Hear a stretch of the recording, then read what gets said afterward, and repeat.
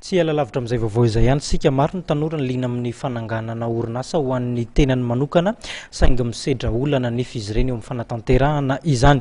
Izay no antony nanatanterahana ny hetsika izay nikarakarain'ny Syrie na ny club entrepreneur étudiant du rendez-vous des entrepreneurs etsy amin'ny Carleton Nanosy ahafahana mitondra torohevitra mameva olana ho amin'izay ihany koa.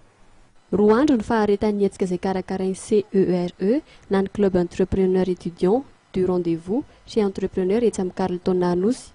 Andiany faharoa amin'ny hetsika izao tanterahana izao ka anisan'ny tanjona amin'izany ny ampahafantarana ireo tanora eo amin'ny lafiny fandraharana izay anisan'ny mahaliana ny tanora tokoa amin'izao fotoana izao.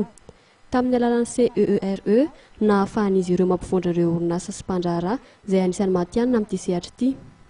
Betsaka ny jeune zany te hanangana ny orinasa ny anerinany nefa tsy hainy hoe inona no tokony atao, aiza no tokony ale de les associations zany regroupena le izy ahafahana mifanampy rehefa misy zavatra ilaina, ohatra hoe renseignement, misy formation, misy rendez-vous des entrepreneurs, misy olona efa matianina amin'le resaka entrepreneuriat zany alaina.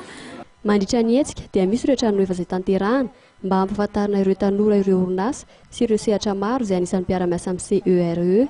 Anisan'izany ny Mercantile Exchange of Madagascar izay efa tsy mbola voalohany amin'ny resaka arabaritra eto amintsika. Izay moa zany araka ny hitanareo eo dia Mercantile Exchange of Madagascar, izany hoe bourse de commerce vao créé récemment eto an-toerana. Ny antony tongavana eto zany dia hizara amin'ireo jeune entrepreneur na futur entrepreneur c'est opportunité d'affaires afaka raisina. Inona moa zany opportunité d'affaires afaka raisina io? Afaka participer ao anatin'io marché vaovao io izy, soit en qualité de courtier, soit en qualité de spéculateur na trader.